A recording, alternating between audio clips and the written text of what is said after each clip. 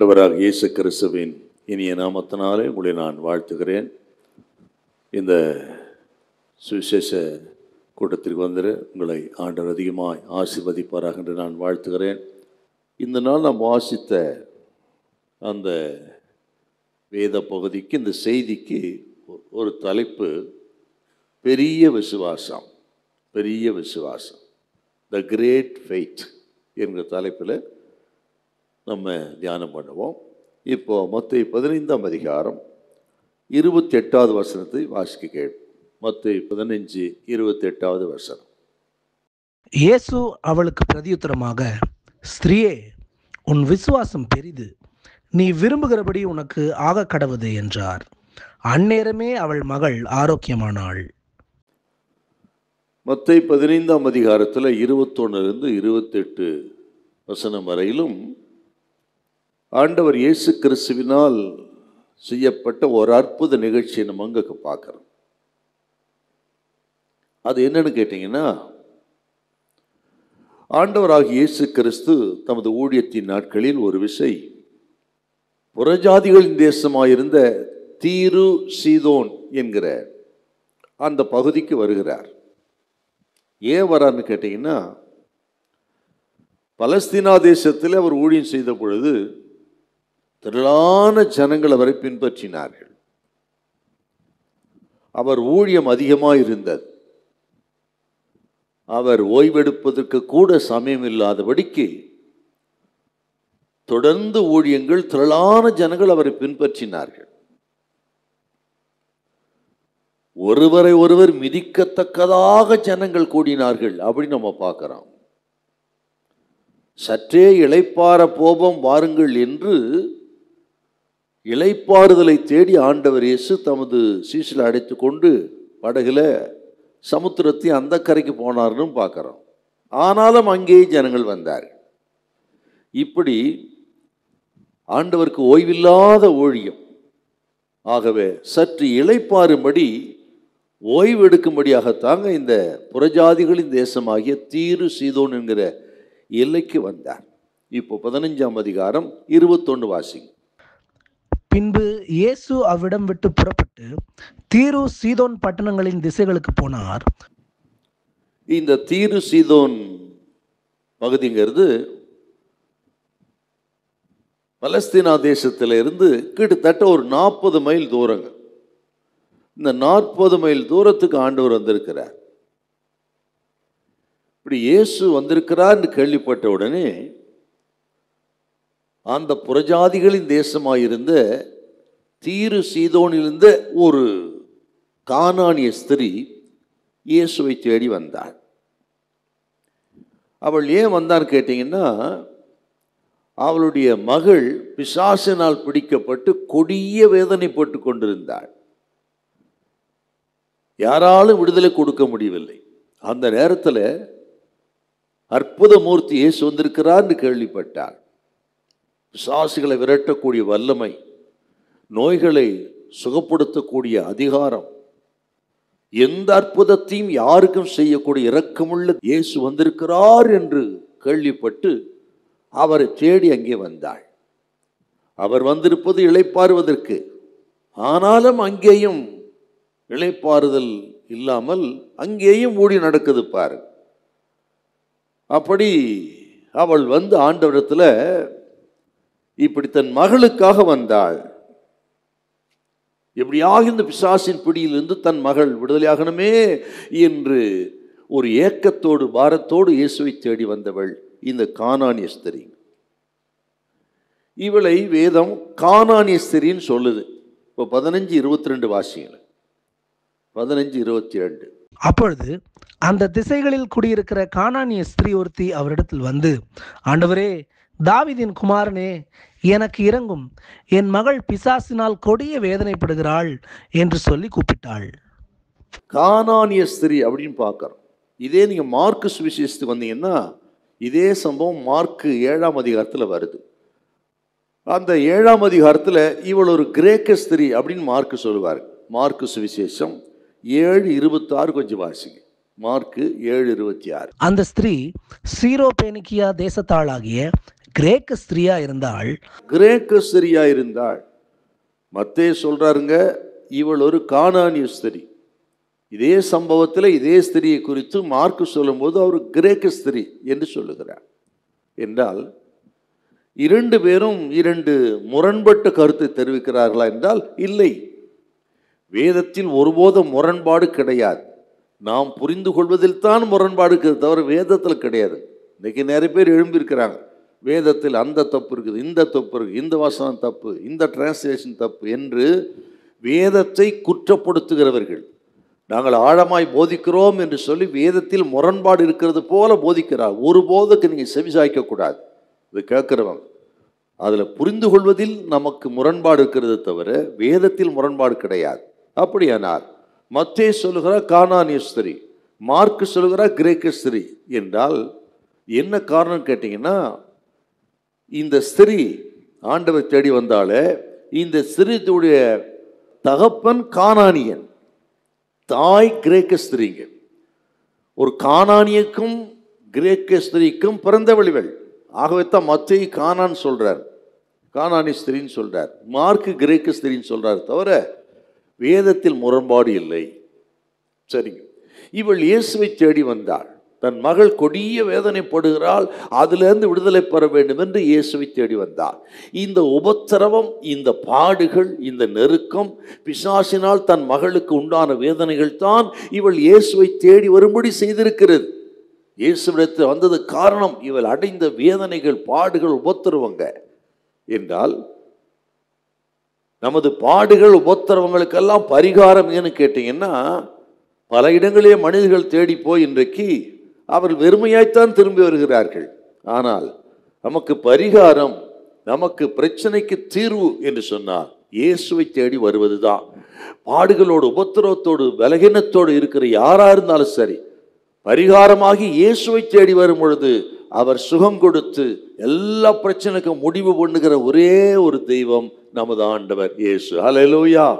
இல்லை கையை உயர்த்தாமே, price the Lord. அவிடத்தில் வந்த யாரும் வெறுமையாய் போனதில்லை. அவரை தொட்டவர்கள் சொஸ்தமானார்கள். அவர் யாரை தொட்டாரோ அவர்கள் சொஸ்தமானார்கள் என்று சொன்னால், ஆக பிரச்சனைக்கு பரிகாரம் இயேசுவிடத்தில் தான் இருக்கிறது என்பதை நம்பி ஆண்டவரிடத்தில் வருகிற ஒருவரும் வைக்கப்பட்டு போக மாட்டார். நீங்களும் சரி, இந்த சத்தத்தை கேட்கறவங்க யாரா இருந்தாலும் சரி, எந்த பிரச்சனையா இருக்கட்டுங்க, ஸ்தோத்திர பாரத்தோடு தவித்து கொண்டிருக்கலாம், நீங்க வெளியே சொல்ல முடியாத வேதனையோடு கூட இருக்கலாம், நீங்க எதுவா இருக்கட்டுங்க, ஆண்டவரை தேடி வாருங்கள், நம்பிக்கையோடு வாருங்கள். இவள் வந்து வெட்கப்பட்டு போகவில்லை, திரும்பி போகும்போது அற்புத சுகத்தை பெற்று போனார். அதை போல ஆண்டவர் உங்களுக்கு அந்த அற்புதத்தை செய்வார். இந்த சத்தத்தை கேட்க யாவருக்கும் எதையும் எந்த அற்புதம் செய்ய இயேசுநாதர் வல்லவர். ஹல்லேலூயா. எல்லாம் அப்படியே கையை ஓய்ச்சாமே, பிரைஸ் தி லார்ட். இந்த அற்புத நிகழ்ச்சியை குறித்து நம்ம கொஞ்சம் தியானம் பண்ணணும். சுவிசேஷம் என்று சொன்னால் அவ்வளோ ஜீவனாடி சுவிசேஷங்க. அது விசுவாசிக்கணும், நல்லா நம்பி. எந்த பிரச்சனையாக இருக்கட்டும், ஒருவேளை தீர்க்க முடியாத பிரச்சனையாக இருக்கலாம், வெளியே சொல்ல முடியாததாக இருக்கலாம், ஆண்டவரை தேடி வந்திருக்கீங்க, நம்புங்கள், விசுவாசிங்கள், ஒரு அற்புதத்தை கர்த்தர் செய்வார். ஹல்லேலூயா. ஆண்டவர் சொல்லியிருக்கிறார், வருத்தப்பட்டு பார சுமக்கிறவர்களே நீங்கள் எல்லாரும் என்னிடத்தில் வாருங்கள், நான் உங்களுக்கு இளைப்பாறுதலை தருவேன் ஆண்டவர் சொல்லியிருக்கிறார். ஆகவே அப்படி தேடி வரும் மக்களை ஒரு நாள் கர்த்தர் கைவிட மாட்டார். நான் விசுவாசிக்கிற இன்றைக்கு இரவு உங்களுக்கு ஒரு அற்புதத்தின் இரவா இருப்பதாக. ஹல்லேலூயா. இந்த சம்பவத்திலிருந்து இந்த ஸ்திரீ சொன்ன 3 வார்த்தையை நம்ம தியானிக்க போறோம். இவள் இயேசுவை பார்த்து சொன்ன அல்லது வேண்டிக் கொண்ட 3 வார்த்தைகளை தியானிப்போம். அது நமக்கு பிரயோஜனமா இருக்கும், ஒரு ஆவில பலனா இருக்கும், சரீரத்துக்கும் சரிங்க, எல்லாவற்றுக்கும் நல்ல சுகத்தை கொடுத்து பலப்படுத்துவார். கர்த்தர் நம்ம கைவிடவே மாட்டார். ஹல்லேலூயா. Praise the Lord. இந்த கானானி ஸ்திரீக்கு மட்டுமல்ல, நமக்கும் இன்றைக்கும் அதை செய்கிறார். எந்த பிரச்சனை இருக்கட்டும், ஆண்டவரிடத்தில் வாருங்கள், நம்புங்கள், விசுவாசிங்கள், இன்றைக்கே ஒரு அற்புதத்தை செய்வார். ஹல்லேலூயா. இந்த ஸ்திரியானவள் ஆண்டவரை பார்த்து சொன்ன 3 வார்த்தைகளில் முதல் வார்த்தை 15:22. மறுபடியும் வாசம். மத்தேயு சுவிசேஷம் 15:22. அப்பொழுது அந்த திசைகளில் குடியிருக்கிற கானானிய ஸ்திரீ ஒருத்தி அவரிடத்தில் வந்து, ஆண்டவரே, தாவீதின் குமாரனே, எனக்கு இரங்கும், என் மகள் பிசாசினால் கொடிய வேதனைப்படுகிறாள் என்று சொல்லி கூப்பிட்டாள். தாவீதின் குமாரனே. சன் ஆஃப் டேவிட், தாவீதின் குமாரனே என்று இந்த கானானிய ஸ்திரீ ஆண்டவரை பார்த்த உடனே அழைத்த அந்த அழைப்பு ஆச்சரியமானது, ஆச்சரியமானது. இயேசுவை குறித்த ஒரு உயர்வான எண்ணம் இவளுக்கு இருந்திருக்குது பாரு. இயேசுவை குறித்த உயர்வான எண்ணம், அந்த உயர்ந்த எண்ணம் தான் இவளுக்கு அற்புத சுகத்தை கொண்டு வந்தபடியே போகாமல் அற்புதத்தோடு போனதுக்கு காரணமே இயேசு கிறிஸ்துவை குறித்த உயர்ந்த ஒரு எண்ணம் இவளுக்கு. அதுதான் இவள் நிலைமை மாத்திருச்சுங்க. தாவீதின் குமாரனே. இதே போல பர்திமையை அப்படி கூப்பிட்டான்னு பார்க்கிறோம். நம்ம மார்க்கு சுவிசேஷம் 10ஆம் அதிகாரம் 46, 47 வாசித்து பார்த்தீங்கன்னா, பர்திமையும் இப்படி சத்தமிட்டு கூப்பிட்டுருக்கிறான், தாவீதின் குமாரனே எனக்கு இரங்கும், எனக்கு இரங்கும் என்றால் ஆண்டவரை அழைக்கும் பொழுது அவர் யார் என்று சரியாய் அறிந்து அழைப்பது என்பது நமக்கு ஆசீர்வாதத்தை கொண்டு வரும் மட்டுமல்ல, அவர் குறித்த உயர்ந்த எண்ணம் அழைக்கும் பொழுது நாம் எப்படி அழைக்கிறோம் என்பது நமது ஜெபத்துக்கு பதில் பெறுவதற்கு ரொம்ப முக்கியங்க. இவருடைய உள்ளான அந்த மனுஷியை நம்ம பார்க்கிறோம். தாவீதின் குமாரனே, இயேசுவை சரியாய் அறிந்திருந்ததுனால தான் இப்படி கூப்பிட்டாங்க. தாவீதின் குமாரன்ற வார்த்தை சாதாரண வார்த்தை கிடையாது. அந்த நாட்களிலே மேசியாவாகிய கிறிஸ்துவுக்கு ஒரு பெயருங்க, தாவீதின் குமாரன் என்பது. பொதுவாக யூதர்கள் தான் அழைப்பார்கள். தாவீதின் குமாரன்ற வார்த்தை மேசியாவை குறிக்கக்கூடியது, கிறிஸ்துவை குறிக்கக்கூடியது. இது நன்றாய் அறிந்தவர்கள் யூதர்கள். அவர்கள் தான் இந்த வார்த்தைக்கு அர்த்தம் என்னன்னு தெரியும். ஆனால் இவள் ஒரு கானானிய ஸ்திரீ, புறஜாதி ஸ்திரியா இருக்கிற இவள் இயேசுவை பார்த்த உடனே தாவீதின் குமாரனே என்று அழைத்தார். அப்படின்னா நமது ஆசீர்வாதங்களுக்கு காரணங்கள் ஒன்று, இயேசுவை சரியாய் அறிந்திருக்கணுங்க. நம்ம அதுதான் ரொம்ப முக்கியம். நமது ஆண்டவரை சரியாய் அறிந்திருக்கிறவர்களுக்கு தான் பெரிய ஆசீர்வாதம் உண்டு. ஆசீர்வாதங்கள்ல பெரிய ஆசீர்வாதம் ஆண்டவரை, உண்மையான ஆண்டவரை அறிந்திருப்பது, உண்மையான தெய்வத்தை அறிந்திருப்பது, அப்படி அறிந்தவரை அழைப்பது, அவரை சேவிப்பது. இதுதான் ரொம்ப முக்கியம் நமக்கு. யோபுவை பாருங்கள், என் மீட்பர் உயிரோடு இருக்கிறார், நான் அவரை காண்பேன் என்றால் ஆண்டவரை அவர் உயிரோடு இருக்கிறவர் என்று அறிந்திருந்தார்கள். நீங்கள் 2 பேதுரு 3ஆம் அதிகாரம் 18 வாசித்து பாருங்க. அவரை குறித்து அறிகிற அறிவிலே வளருங்கள் சொல்றாருங்க. வாசிக்கலாமா? 2 பேதுரு 3:18. 2 பேதுரு 3:18. நம்முடைய கர்த்தரும் இரட்சகருமாகிய இயேசு கிறிஸ்துவின் கிருபையிலும் அவரை அறிகிற அறிவிலும் வளருங்கள். அவருக்கு இப்பொழுதும் என்றென்றைக்கும் மகிமை உண்டாவதாக. ஆமேன். அப்போ ஆண்டவரை சரியா அறிந்திருக்கணும், அவரை அறிகிற அறிவிலை வளரணும், உண்மையான தெய்வத்தை அறிந்திருப்பது, அவர் யார் என்று அறிந்து அழைப்பது, அதுதாங்க ஆசீர்வாதங்களே பெரிய ஆசீர்வாதம். ஆகவே தான் யோபு சொன்ன, நான் எந்த நிலைமையிலும் அவர் பின்வாங்காமல் கடைசி வரை கர்த்தரை பின்பற்ற காரணமே ஆண்டவரை சரியாய் அறிந்திருந்தார். ஆகவே தான் என் மீட்பர் உயிரோடு இருக்கிறார். பாடு கஷ்டம் வரும்போது நம்ம என்ன சொல்றோம், எங்க போய் ஆண்டவர் எங்க போயிட்டாரு, கடவுள் எங்க போயிட்டு இருக்கிறாரா இல்லையா, ஆக செத்தே போயிட்டாரா, அவர் கண்ணு இல்லையா என்றெல்லாம் சொல்லுகிறார். கஷ்டம் நடம் பாடுகள் வரும். ஆனால் பாடுகள் மத்தியில எல்லாவற்றையும் இழந்த அந்த சூழ்நிலையில யோபு சொல்றார், என் மீட்பர் உயிரோடு இருக்கிறார் என்றால் ஆண்டவரை சரியா அறிந்திருந்தார்கள் என்றால் தன்னை பாடுகள் மத்தியில் வந்திருக்கலாம். நீங்க நாம் ஆராதிக்கிற ஆண்டவர் எப்படி அறிந்திருக்கிறோம்? இந்த ஒரு கானானிய ஸ்திரீ பாருங்க, தாவீதின் குமாரனே. இவ்வளவு ஒரு புறஜாதி ஸ்திரீங்க, நல்லா கவனிக்கணுங்க. இவ்வளவு ஒரு புறஜாதி ஸ்திரீ, இவள் வணங்கின தெய்வம் அஸ்தரோத்து. அந்த பகுதிகளிலே அவர்கள் வணங்கின தெய்வம் அஸ்தரோத்து. ஒழுக்கக்கேடான ஒரு சமூகம் அது. அந்த தெய்வமே ஒழுக்கக்கேடான தெய்வம் சொல்றாங்க. அப்படி ஒழுக்கக்கேடான தெய்வங்களை சேவித்தால் ஒழுக்கக்கேடான சமூகத்தை சேர்ந்தவள். அப்படிப்பட்டவள் இயேசுவை சரியாய் அறிந்திருந்து தாவீதின் குமாரனே என்று சொன்னாள். ஆச்சரியமானது. அப்படிப்பட்ட இவள் அந்த சமூகத்தை விட்டு, அந்த தெய்வத்தை விட்டு, மத நம்பிக்கைகளை விட்டு, அந்த சட்ட திட்டங்களை விட்டு, பாரம்பரியத்தை விட்டு, அந்த உறவுகளை விட்டு இயேசுவை தேடி வந்தாள் என்று சொன்னால் ஆச்சரியமானது. அப்படி அவளுக்கு இருந்த இந்த எல்லா தடைகளை மீறித்தான் இயேசுவை தேடி வந்திருக்கிறாள். ஆச்சரியமான ஒரு ஸ்திரீங்க. வந்தவள் மட்டுமல்ல, தாவீதின் குமாரனே. ஆண்டவர் மனமிறங்கி இவளுக்கு உதவி செய்ததுக்கு ரீசன் அது ஒண்ணு மட்டுமல்ல, இவள் அஸ்தரோத்தை விட்டு அவருடைய அந்த மத கோட்பாடுகள் எல்லாவற்றையும் கைவிட்டதனால தான் வந்திருக்கிறாள். அப்படி எல்லாவற்றையும் விட்டு இவள் வந்தாள் என்றால் இவள் மனம் மாறி இருக்கிறாள் என்பதற்கு ஒரு அடையாளங்க. மனமாற்றத்துக்கு அடையாளம் இந்த வார்த்தையெல்லாம். இல்லைன்னா சும்மா கூப்பிட முடியாது. தாவீதின் குமாரன் சொன்னால் தான் வணங்கின சேவித்த எல்லாம் கைவிட்ட பொழுது அவர்களை வெறுத்து இயேசுவே மெய்யான தெய்வம் என்று விசுவாசித்து வந்து மனம் மாறினாள் என்பது அடையாளம். தாவீதின் குமாரனே. ஹல்லேலூயா. இல்ல கையை ஓய் சொல்லுங்க. ஹல்லேலூயா. 1 தெசலோனிக்கேயர் 1:9 கொஞ்சம் வாசிங்க.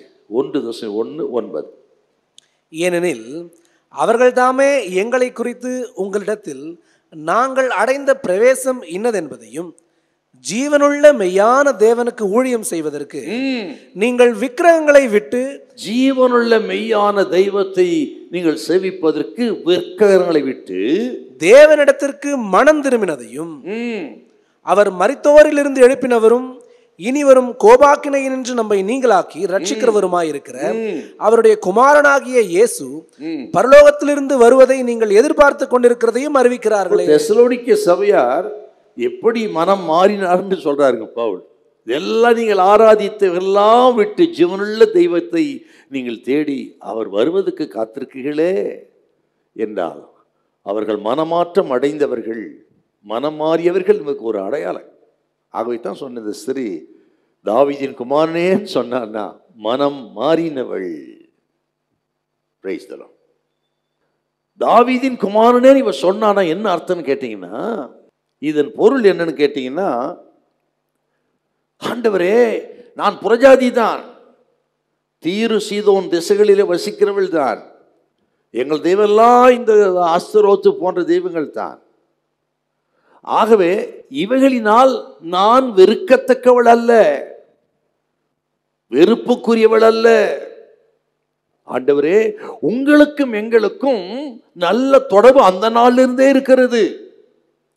ஏதோ நான் வெறுக்கப்பட்டவள் ஒதுக்கப்பட்டவள் இல்லை, அந்த காலத்திலே இருந்து உங்களுக்கும் எங்களுக்கு நல்ல தொடர்பு இருக்கிறது என்று ஆண்டவரை ப்ளீஸ் பண்றா பாருங்க. ரொம்ப சூப்பருங்க அது.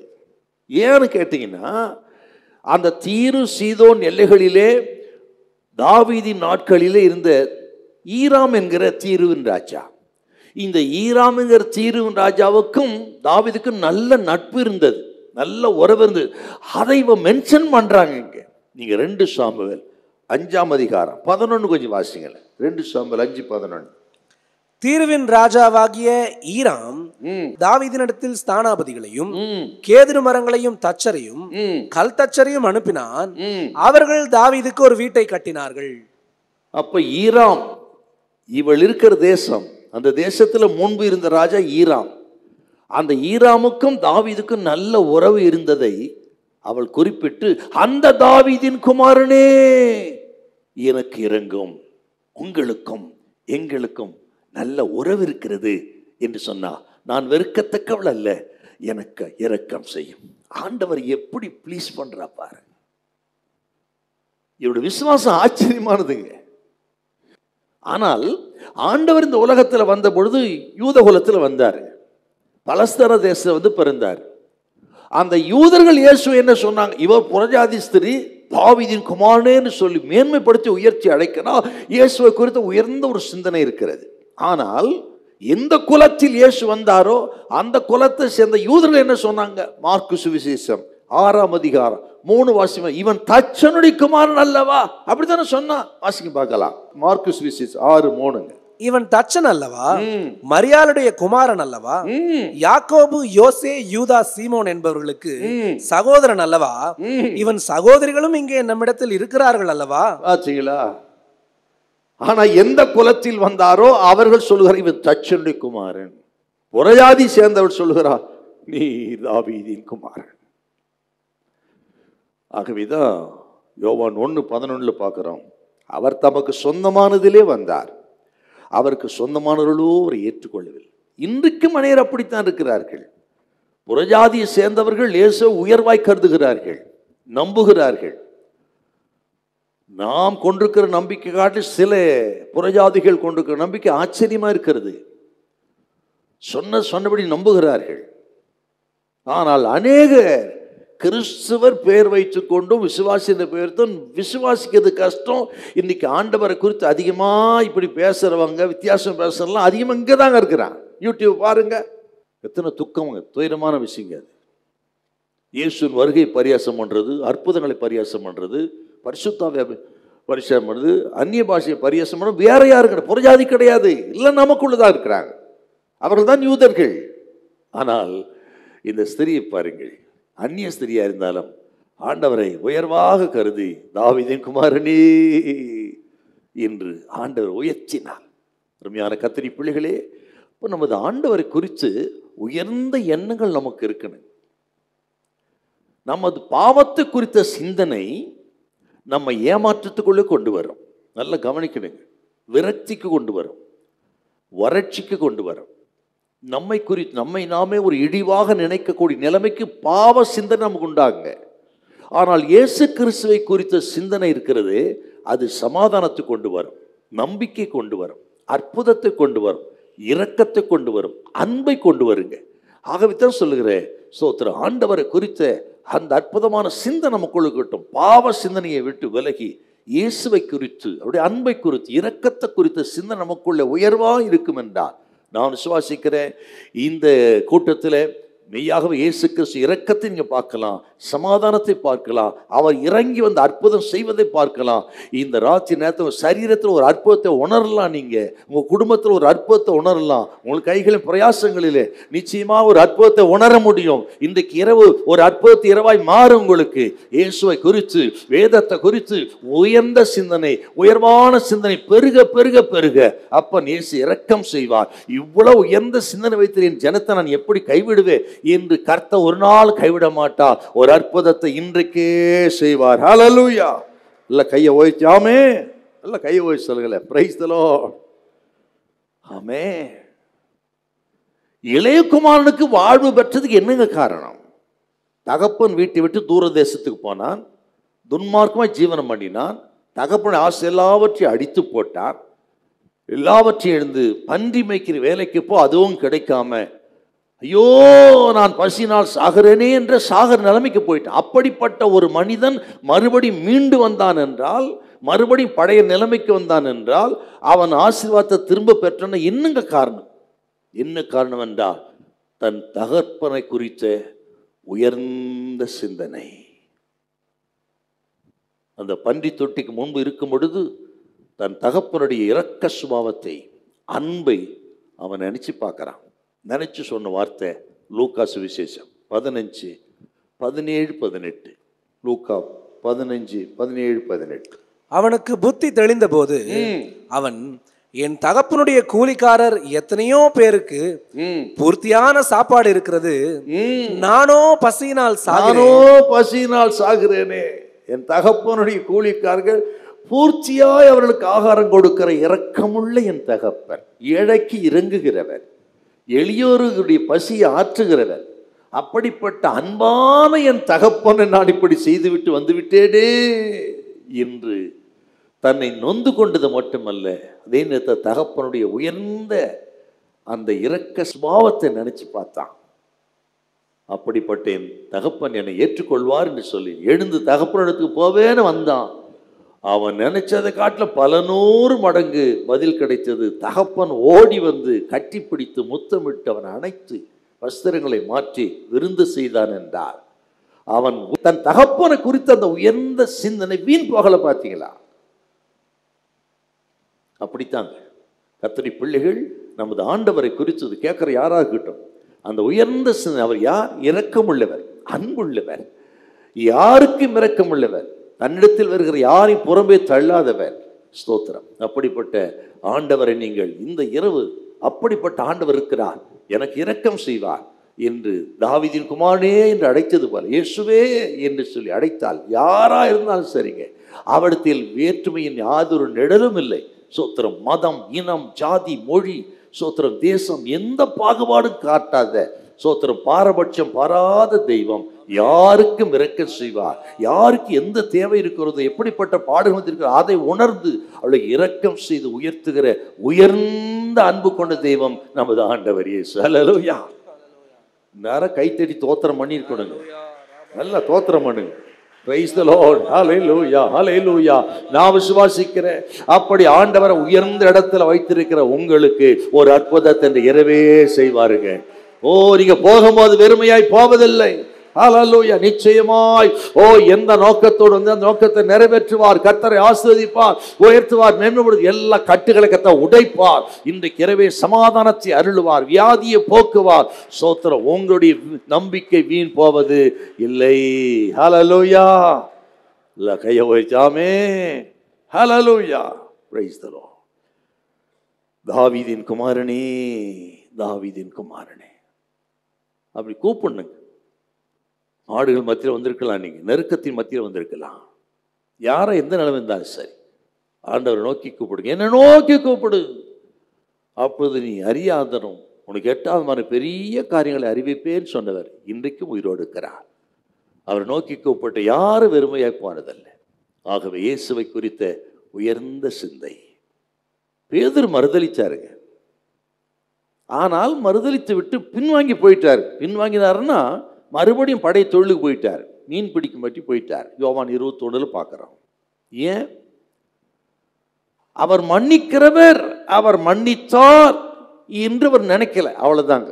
ஆனா மன்னிச்சிட்டார். திரும்பி பார்த்த உடனே இவர் வந்து வெளியே போய் மனம் கசந்து அழுந்த உடனே ஆண்டவர் பூர்ணமாய் மன்னித்து விட்டார். மன்னித்து விட்டேன் என்று சொல்லத்தாங்க யோவான் 21 தேடி கடற்கரைக்கு வந்திருக்கிறார்.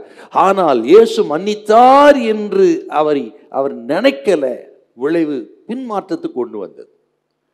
ஆண்டவரை குறித்த அவர் மன்னிப்பதில் தயவறுத்த தெய்வம் என்பதை விசுவாசித்தால் பின்மாற்றம் வராது. அதுக்கு பதிலாக எத்தனை பாவத்துக்கு விழுந்தாலும் சரி, அதில் பாதாரத்தில் கிடந்தாலும் சரி, அங்கே இருந்து மறுபடியும் ஆண்டவரை தேடி வருவதற்கு அந்த எண்ணம் நமக்கு உதவியா இருக்கும். ஹல்லேலூயா. விசுவாசிக்கிறீங்களா? எத்தனை அதல பாதாளத்தில் போனாலும் தூக்கி எடுக்க என் அப்பன் வல்லவன் உயர்ந்த சிந்தனை இருக்குமானா இன்றைக்கு இரவே சோத்து எப்பேற்பட்ட பாவத்திலிருந்தும் எப்பேற்பட்ட அக்கிரம அநியாயத்தில் இருந்தோம் எவ்வளவுதான் தூரமாய் போயிருந்தாலும் சோத்திர நீங்கள் ஆண்டவரை தேடி வருவீர்கள். தேடி வருவதற்கு இந்த சிந்தனை நமக்கு பிரயோஜனமா இருக்கும். அப்படி தேடி வாருங்கள். இன்றைக்கு இரவே மன்னிப்பதில் தயபெருத்த தெய்வம் இரத்தத்தால கழுவி சுத்தம் பண்ணி மறுபடியும் தூக்கி எடுக்க வல்லவர்.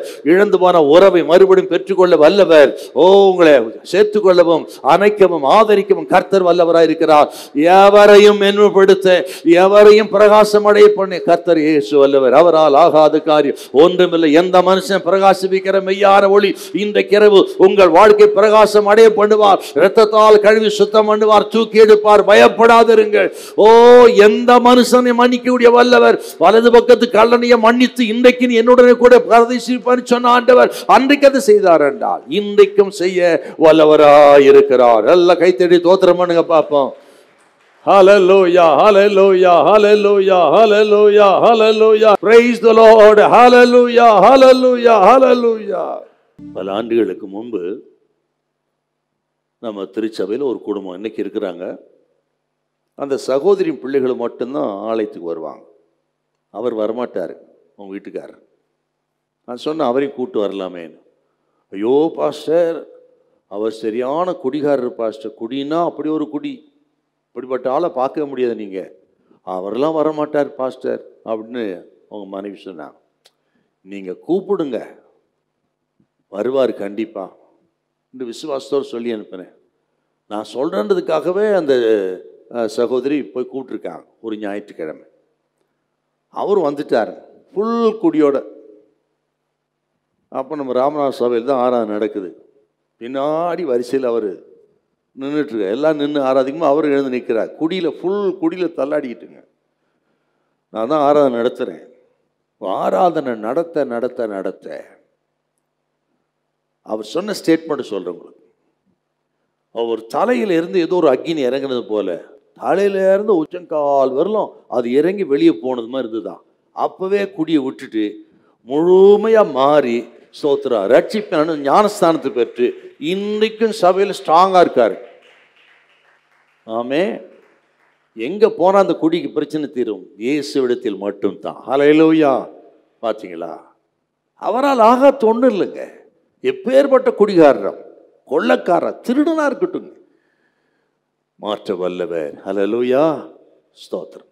அந்த உயர்ந்த எண்ணம் சிந்தை நமக்கு இருக்கணும். அந்த விசுவாசம் இருக்கணும். இன்றைக்கு அற்புதத்தை செய்ய கர்த்தர் வல்லவர். ஹல்லேலூயா. ரெண்டாவது, அவள் கூப்பிட்ட ரெண்டாவது வார்த்தை 15:25. அவள் வந்து, ஆண்டவரே எனக்கு உதவி செய்யும் என்று அவரை பணிந்து கொண்டாள். ரெண்டாவது, இந்த கானானிய ஸ்திரீ ஆண்டவர் பார்த்து சொன்ன வார்த்தை, எனக்கு உதவி செய்யும். ஹெல்ப் மீ ஓ லார்ட். எனக்கு உதவி செய்யும் ஆண்டவரே.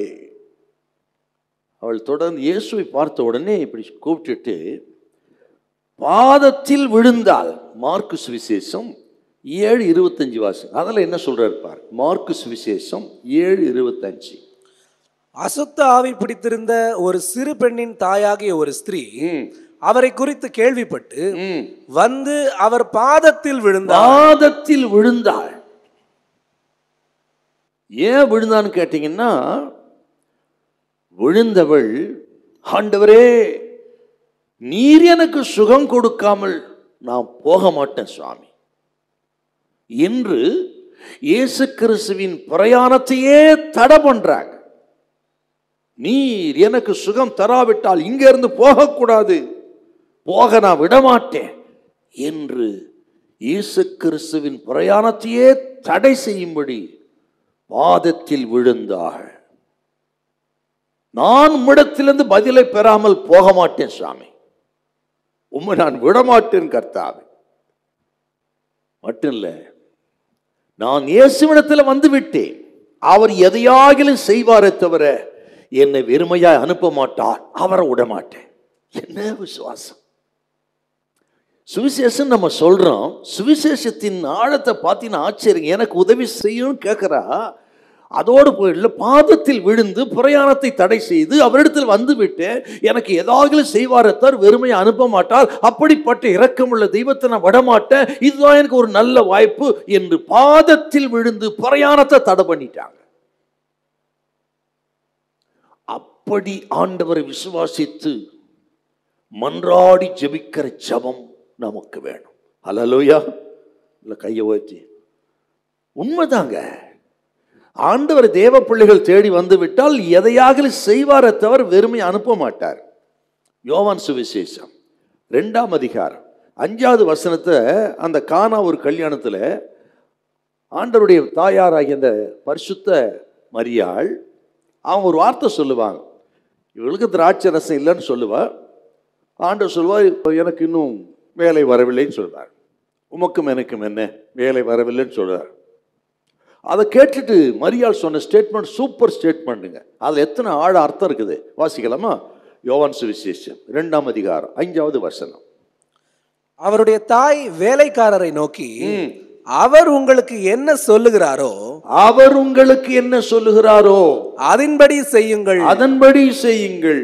அப்படின்னா ஒரு பிரச்சனையை இயேசுவிடத்தில் கொண்டு போய் விட்டால் அவர் எதையாகிலும் செய்வாரை தவிர செய்யாம இருக்க மாட்டார். ஆகவே வேலைக்காரரே, அவர் உங்களுக்கு என்ன சொல்லுகிறாரோ செய்யுங்கள் என்று ஆண்டவரை நம்பி விசுவாசித்தவள் மரியாள். அதன் விளைவுத்தான் கானா ஒரு கல்யாணத்தில் தண்ணீரை திராட்சரசம் மாற்றி அற்புதத்தை இயேசுநாதர் செய்தார். இவ்வளவு அருமையான ஒரு பாடங்க அதெல்லாம் நமக்கு. அதை இவள் விசுவாசித்தாள். நீர் என்னை ஆசீர்வதியும், இல்லை நான் விட மாட்டேன். யாக்கோபு அப்படித்தானே ஜெபம் பண்ணார், நம்ம எல்லாருக்கும் நல்லா தெரியும். ஆதியாகமம் 32:26, ஆதியாகமம் 32:26. யாக்கோபு ஜெபம் தானே, வாசிக்கலாம். அவர் நான் போகட்டும், பொழுது விடுகிறது என்றார். அதற்கு அவன், நீர் என்னை ஆசீர்வதித்தால் ஒழிய உம்மை போகவிடு, உம்மை நான் போகவிடு. யாக்கோபு ஒரு யதார்த்தவாதி. ஆண்டவர் யாக்கோபிடத்தில் பிடித்த ஒரு நல்ல குணமே அவனு யதார்த்தவாதி. ஜெபமானால் அப்படித்தான். ஓ, என்னை இப்படி காப்பாத்துன்னு சொன்னீங்களே, நன்மை செய்வேன்னு சொன்னீங்களே, இப்போ ஏசா வருகிற என்னை காப்பாத்துங்க. ஒரு யதார்த்தமான ஜெபம். அப்படி ஆண்டவர் நம்மிடத்தில் எதிர்பார்க்கிறார். அவர்கள் யதார்த்தம் செய்யவில்லை அப்படின்னு கேட்கிறார் பார் என்றால், ஜெபத்திலும் சரி வாழ்க்கையில் யதார்த்தமா இருங்க, யதார்த்தமா இருங்க. ஜெபிக்கிறார் பாருங்க, நீர் என்னை ஆசீர்வதித்தாழிய நான் போக விட மாட்டேன், போக விட மாட்டேன். அன்னைக்கு ராத்திரி மட்டும் யாக்கோபு ஆண்டவர் போகட்டோன்னு விட்டுட்டு இருந்தா இவர் நிலைமை என்ன இருக்கும்? இவர் யாக்கோபாத்தான் இருந்திருப்பார், இஸ்ரவேலா மாறி இருக்க மாட்டாரு. ஏமாற்றுக்காரனார், எத்தனை பழைய வாழ்க்கைக்குரிய உலக பிரகாரம் மனிதராக இருந்திருப்பார். ஆனால் இவரை குறித்த பெரிய திட்டங்கள் தேவன் வைத்திருந்தார். இவர் சந்ததியிலிருந்து யூதா கோத்திரம் தாவீது வம்சம், இயேசு உலகத்துக்கு வரும், உலக ரட்சியம் வரும்படியாக ஒரு பெரிய திட்டம் இருந்தது. அந்த பெரிய திட்டத்தின் ஆரம்பமே அந்த இடம்தான். அங்கே தான் யாக்கோபை இஸ்ரவேலாக கர்த்தர் மாத்துறாருங்க. என்றார் நான் போகட்டும் ஆண்டவர் சொன்னார். போகட்டும் விட்டு இருந்தா யாக்கோபு நிலைமை என்ன இருக்கு பாரு. ஆகவே தான் விடலை. நீர் என்னை ஆசீர்வதித்தால் ஒழிய விட மாட்டேன். இன்றைக்கு இந்த நேரத்தில் அப்படி ஊக்கமா கருத்தா ஒரு சின்ன ஜெபம் பண்ணாலும் சரி, கருத்தா ஜெபிங்க. நீங்கள் யாரு, நீங்கள் எந்த நிலைமை எனக்கு தெரியாது, ஆனா ஒரு சின்ன ஜெபம் தான். நான் அப்படித்தாங்க, எத்தனை பெரிய பிரச்சனையா இருந்தாலும் சின்ன ஜெபம் தான் பண்ணுவேன் நான். ஆண்டவரே, அவ்வளவுதாங்க. உடனே கேட்பார். இன்றைக்கு அது நடக்குதுங்க. ஆகவே அதைத்தான் சொல்லுகிறேன், யதார்த்தமாயிருங்கள், ஜெபியுங்கள், ஊக்கமாக. ஆண்டவர் விடாதீங்க. யாக்கோபை போல இன்னைக்கு பல பிரச்சனையோடு வந்திருக்கலாம், நீங்க பண தேவையோடு வந்திருக்கலாம், அல்லது சில விஷயங்கள் உங்களுக்கு உங்கள் புத்திக்கு மேலே மிஞ்சி போயிருக்கலாம், தலைக்கு மீறி பிரச்சனை போயிருக்கலாம், இது எப்படி சால்வ் பண்ண தெரியாமோடு வந்திருக்கலாம். இந்த கூட்டத்தில் கர்த்தர் சொல்ல, ஒரு சின்ன ஜெபம் பண்ணுங்க, நீர் என்னை ஆசீர்வதித்தால் ஒழிய உம்மை விடமாட்டேன் சாமி என்று அவளை போல பாதத்தில் விழுந்தாள். யாக்கோபு போல விடமாட்டேன்னு பற்றி கொண்டார். அது போல நம்புங்க, பிடிங்க. இந்த கிரவு ஒரு நம்பிக்கை நிறைவாய் மாறும். இந்த கிரவு விடுதலை நிறைவாய் மாறும். உங்க ஜெபத்துக்கு பதில் கிடைக்கிற ஒரு இரவாய் மாறும். நிச்சயமா ஒரு அற்புதத்தை கர்த்தர் செய்வார். விசுவாசித்தா தோத்திரம் பண்ணு, நல்லா தோத்திரம் பண்ணு.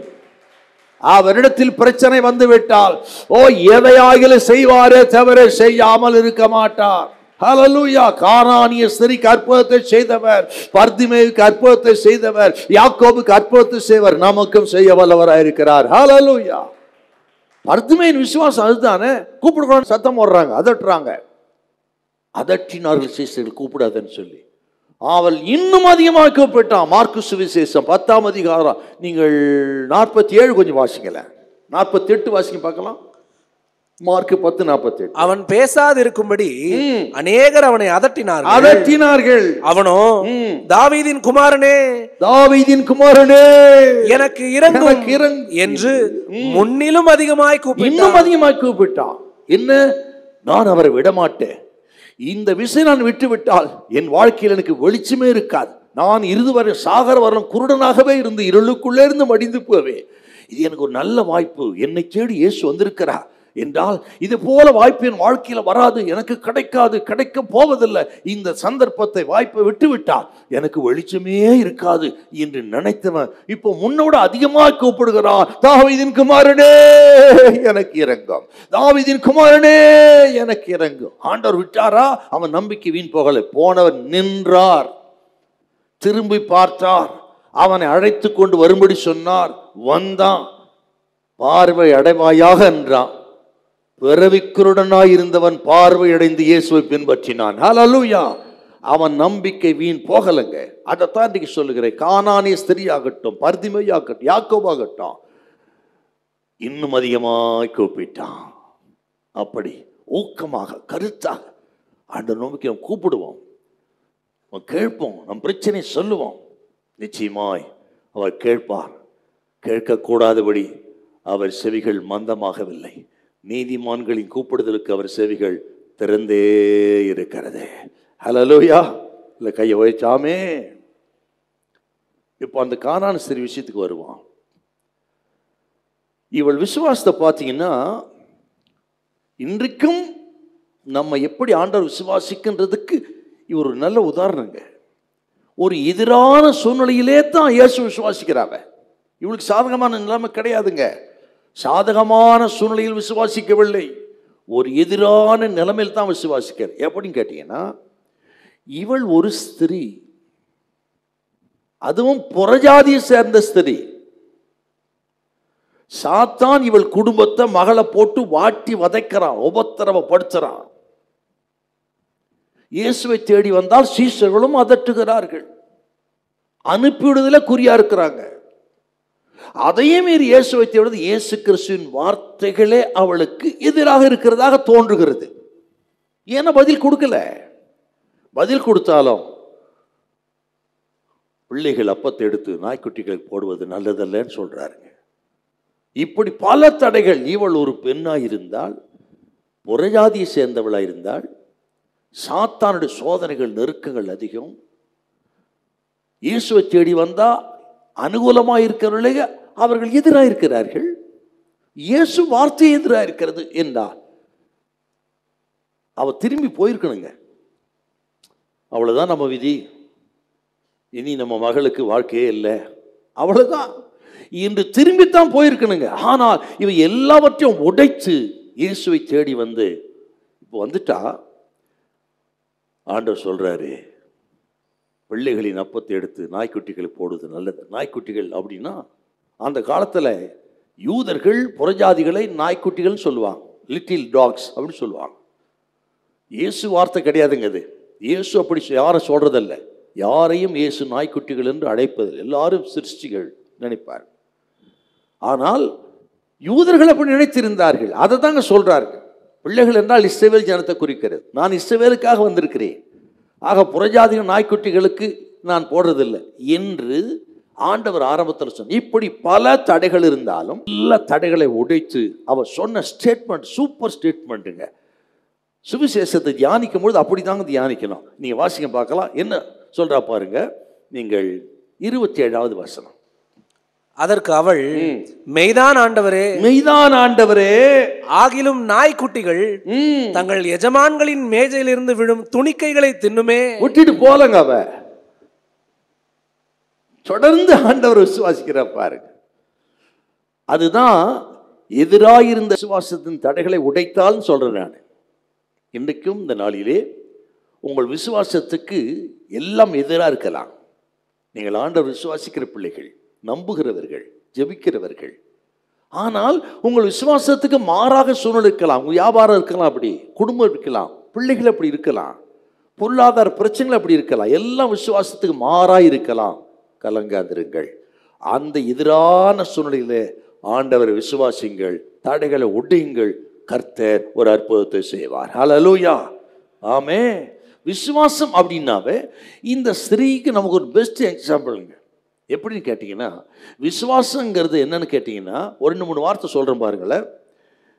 கிடைத்த கொஞ்ச வாய்ப்பை பிடித்து கொண்டு போராடும் தன்மை உடையது. நம்பர் 1 சுவிசேஷம் சொல்றோம். கவனிங்க, இதில் எடுக்கு பாரு. கிடைத்த வாய்ப்பை பிடித்து கொண்டு மன்றாடி ஜெபிப்பது. நீர் என்னை ஆசீர்வதித்தாலுடைய போகவிட, அதாங்க விசுவாசம். சாத்ராக், மேஷாக், ஆபேத்நேகோ அவங்க விசுவாசத்தை பார்த்தீங்களா? தேசமே எதிராக இருக்கு, ராஜா எதிராக இருக்கிறான், இவன் 3 பேர் தான் நிற்கிறாங்க. அவர்கள் மத்தியில் விசுவாசம் எப்படி அந்த தடையை உடைச்சாங்க பாருங்க. நேபுகாத்நேச்சாரே, நாங்கள் ஆராதிக்கிற எங்கள் தேவன் எங்கள் தப்பு வைக்க வல்லவராக இருக்கிறார். தப்புவையாமல் போனால் நீர் நிறுத்தின சிலை நாங்கள் வணங்குவது இல்லை என்பது உமக்கு தெரிய கடவுள் என்று எதிரான நிலைமையில் தங்கள் விசுவாசத்தை பலப்படுத்தினாங்க. கர்த்தர் கைவிட்டாரங்க. ராஜா சூளை 7 மடங்காக்கினான். போட்டது உண்மைதான், போட்டவன் தான் செத்தானே தவிர இவர்கள் அக்கினிக்கு போவதற்கு முன்பு இயேசுநாதர் அங்கே இருந்தார். ஓ, தலைமுடி கூட கருகாமல் காத்து கொண்டார். ஹல்லேலூயா என்றால் நமது விசுவாசத்தை கனம் பண்ணுகிறார். ஆக எல்லாம் எதிராக இருக்கலாம், அவர்கள் மத்தியில் நம்புங்க. கடைசி நிமிஷம் வரல நம்புங்க. ஆண்டவர் கடைசி நிமிஷத்திலே கூட கை தூக்கி எடுத்து விடுவார், அற்புதத்தை செய்வார், கைவிடவே மாட்டார். ஹல்லேலூயா, ஆமென். ஸ்தோத்திரம். 2வது, அந்த எதிரான தடைகளை எப்படி உடைக்கணும்னா, என் ஜெபத்துக்கு பதில் வந்தாலும் சரி, வராமல் போனாலும் சரி, அல்லது தாமதித்தாலும் சரி, நான் விடமாட்டேன், ஜெபத்தை நிறுத்த மாட்டேன். அருமையான ஸ்டேட்மெண்ட்டுங்க இதெல்லாம். ஒருவேளை பல மாதங்களாக வருடங்களாக கூட ஜெபிக்கலாம். பதில் வரலையா, தாமதியமாக தான், ஜெபத்தை நிறுத்தாதீங்க, தொடர்ந்து போராடுங்கள். நான் விசுவாசிக்கிறேன், ஒரு உள்ளங்கை மேகத்தை கர்த்தர் அனுப்புவார்.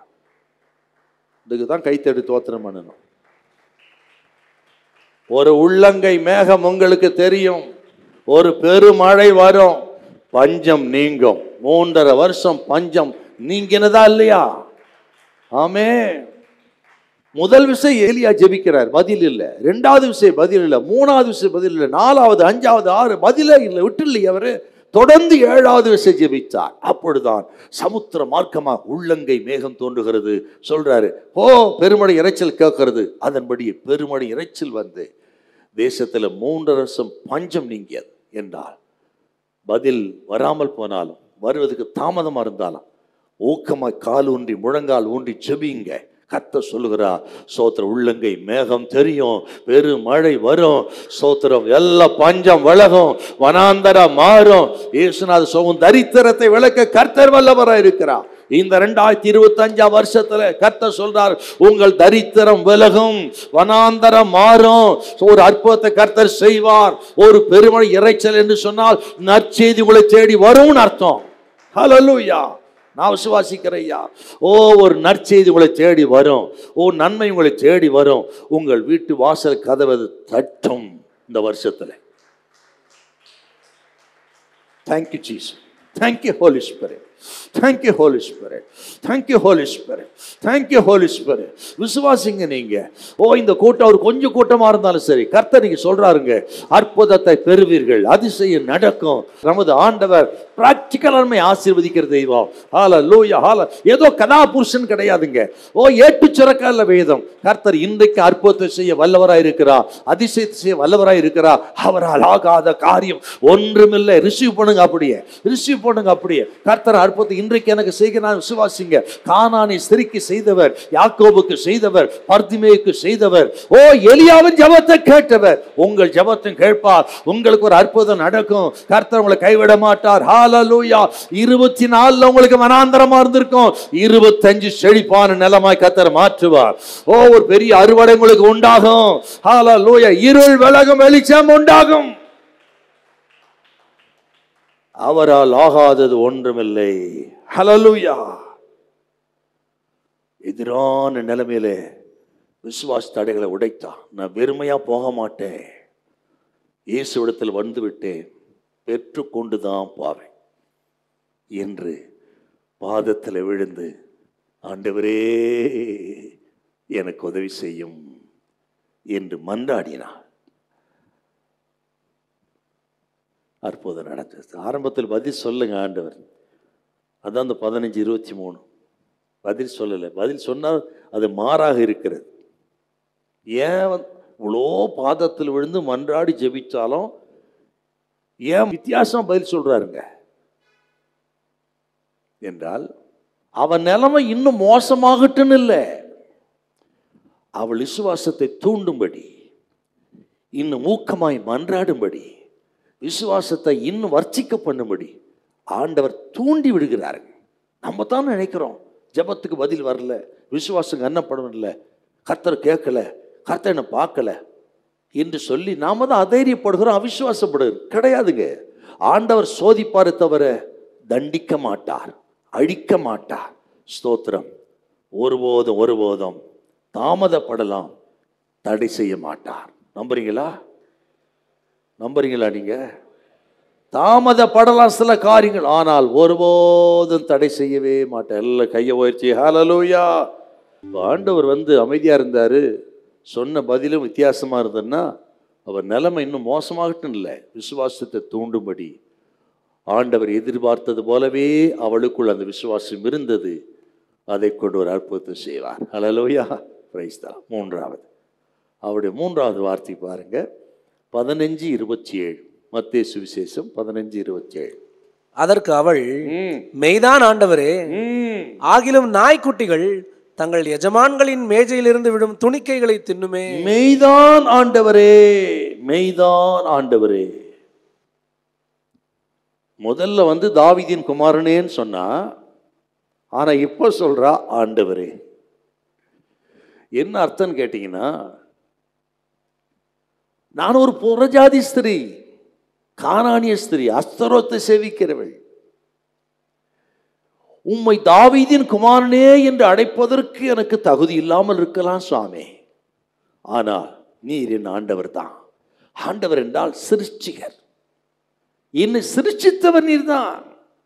மனுக்குலத்தை சிருஷ்டித்தவரே நீர்தான். சிருஷ்டி கர்த்தா. தாவீதின் குமாரன் சொல்வதற்கு எனக்கு தகுதி இல்லாமல் இருக்கிறான். ஒரு புறஜாதி ஸ்திரீ, அஸ்தரோத்தை சேவிக்கிற உண்மைதான். ஆனால் ஆண்டவரே என்று சொல்வதற்கு எனக்கு உரிமை இருக்கிறது. ஏனென்றால் நீர் என்னை சிருஷ்டித்த தேவன். இதாங்க அவர் ஸ்டேட்மெண்ட். பதில் வரலன்னா நம்ம போயிடுறோம். ஆனால் இவ்வளவு ஒரு புறஜாதி ஸ்திரீயா இருந்தாலும் இயேசுவை எப்படி விசுவாசிக்கிற பாருங்க. என்னை சிருஷ்டித்தவரே, என்னை உருவாக்கினவரே. மனுஷன்தான் புறஜாதி இஸ்ரவேல் பிரிச்சுக்கிட்டான். ஆனால் முழு மனுக்குலத்தையும் சிருஷ்டித்த, அண்ட சராசரத்தை சிருஷ்டித்த தெய்வம் இயேசுன்னு விசுவாசித்து இப்போ சொல்றான் ஆண்டவரே. ஒரு தாழ்மை.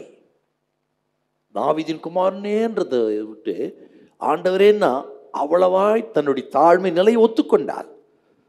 நான் ஒரு புறஜாதிங்கிறத ஒத்துக்கிறாள், தன்னை தாழ்த்துகிறாள். அதே நேரத்தில் இவர் என்னை சிருஷ்டித்தவர் என்று சொல்லி உயர்த்தினாள். அது ஆண்டவர் பார்க்கிறாரு. 2-3 வார்த்தை சொல்லுவேன். நாய்க்குட்டிகள் தின்னுமேன்னு சொன்னார் ஆண்டவர். அவள் இதை ஏற்றுக்கொண்டாள். உண்மைதான் ஆண்டவரே, நாங்கள் ஒரு நாய்க்குட்டி தான், புறஜாதிகளாக இருக்கிற நாங்களாம் ஒரு நாய்க்குட்டிகள் தான் அவன் சொல்லிட்டு அதோட போயிடலைங்க. ஆண்டவர் அந்த ஸ்டேட்மெண்ட்டை வாசிப்போம். அவர் அவளை நோக்கி, பிள்ளைகளின் அப்பத்தை எடுத்து நாய்க்குட்டிகளுக்கு போடுகிறது நல்லதல்ல என்றார். அப்படின்னா நீங்க மார்க்கில் இது வித்தியாசமா வருங்க. இன்னும் சேர்த்து சொல்லுவார். மார்க்கு சுவிசேஷம் 7:27 வாசிங்க பார்க்கலாம். மார்க்கு 7:27. இயேசு அவளை நோக்கி முந்தி பிள்ளைகள் திருப்தி அடையட்டும், முந்தி பிள்ளைகள் திருப்தி அடையட்டும், பிள்ளைகளின் அப்பத்தை எடுத்து நாய்க்குட்டிகளுக்கு போடுகிறது நல்லதல்ல என்றார். முந்தி பிள்ளைகளுக்கு அப்படி இயேசுநாதர் சொல்றார் என்றால் முந்தி இஸ்ரவேலுக்கு தான். நான் அதுக்கு தான் வந்திருக்கிறேன். ரட்சிப்பு யூதர்கள் வழியாய் வருகிறது என்றால் முதலில் இஸ்ரவேலருக்கு, யூதர்களுக்கு, பிள்ளைகளுக்கு, பிறகுதான் மற்றவர்களுக்கு. உண்மைதாங்க அது. சுவிசேஷம் முதல்ல யூதர்களுக்கு தான். அங்கதான் பிரசங்கிக்கப்பட்டது. 10ஆம் அதிகாரத்தில் புறஜாதிகளுக்கு வாசலை திறக்கிறார் சுவிசேஷம் பேதுரு மூலமாக. அது அப்போஸ்தலர் 10 நடக்க போற விஷயம். ஆனா இவன் என்ன சொல்றான்னா, உண்மைதான் ஆண்டவரே, முந்தி நீ இருக்க, பிறகுதான் நடக்க போகிறது புறஜாதிகள் சுவிசேஷம். அது வரல என்னால காத்திருக்க முடியாது. என் தேவை அதிகம், என் தேவை உடனடி தேவை. ஆகவே அதுவரை என்னால் காத்திருக்க முடியாது. என் மகள் செத்து கொண்டிருக்கிறாள். சாமி எனக்கு இறக்க செய்யுங்க. நீங்க முந்தி இஸ்ரவேலுக்கு தான் வந்திருக்கீங்க, யூதர்களுக்கு தான் வந்திருப்பீங்க. புறஜாதிகளுக்கு சுவிசேஷம், புறஜாதிகளுக்கு அற்புதம் பிறகு நடக்க போறது. அந்த பிறகு வரல என்னால் காத்திருக்க முடியாதப்பா. என் தேவை அப்படி இருக்கிறது. என் மகள் செத்து கொண்டிருக்கிறாள், தயவா எனக்கு இரக்கம் செய்யும் என்று ஆண்டவரிடத்தில் மன்றாடி தன் தேவையை சொன்னா பாருங்க. ஆச்சரியமான ஒரு ஸ்டேட்மெண்ட்டுங்க அது. என்றால் இப்பொழுதே என்னை ஆசீர்வதியும். உம்மை நம்பி நான் வந்துட்டேன், நான் வெறுமையை போக விரும்பல. இப்பொழுதே என்னை நீர் ஆசீர்வதியும். இவளுடைய விசுவாசம், நம்பிக்கை, உறுதி, இதையெல்லாம் பார்த்து இயேசுவின் இருதயம் அசைந்து விட்டது. இப்ப 28 வாசிங்க. மத்தேயு 15:28.